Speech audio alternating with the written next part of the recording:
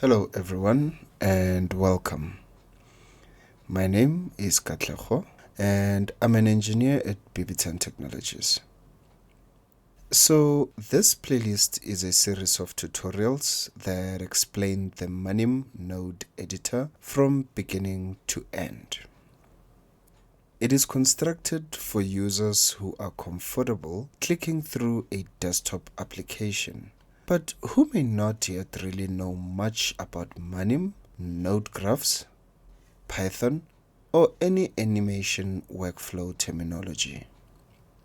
The goal is not only to describe buttons, but really to explain the ideas behind the editor so that each workflow feels pretty much predictable.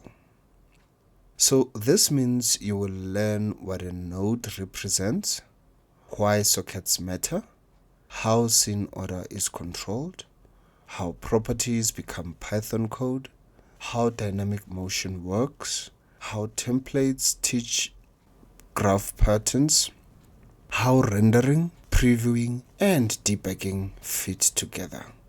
So if you understand these concepts, then you can use the application as a visual way to build real Manim scenes instead of treating each template as a magic recipe. So let's talk a bit about what the app is. Manim Node Editor is a desktop visual graph editor for building Manim scenes. Manim itself is a Python animation library.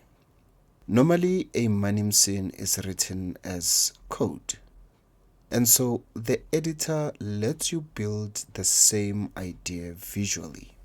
The node graph is not separate from Python. It is a structured way to generate Python. When you edit a node property, connect sockets, or rearrange the scene flow, the app updates the generated code shown in the code preview. So the application is useful for learning Manim through visual workflows, building animations faster without writing every line by hand, teaching mathematical scenes with reusable graph patterns, creating physics, graphs, vector space, and 3D demonstrations, as well as mixing visual nodes with custom Python when needed.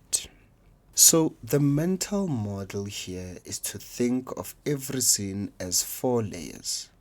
Objects are created, objects animated or added to the scene, time passes, the generated Python code is rendered by Manim. So objects include things like circle, text, axis, plot function, vectors, and many more, while actions include things like create, fade in, transform, add to scene, animate values, wait, etc. I guess the most important distinction here is this. Data connections pass objects, values, functions, or helper results from one node to another. Execution connections decide when actions happen in the scene timeline. A shape node by itself does not necessarily appear in the final video.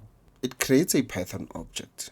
That object must usually be sent into an action such as create, fade in, or add to scene.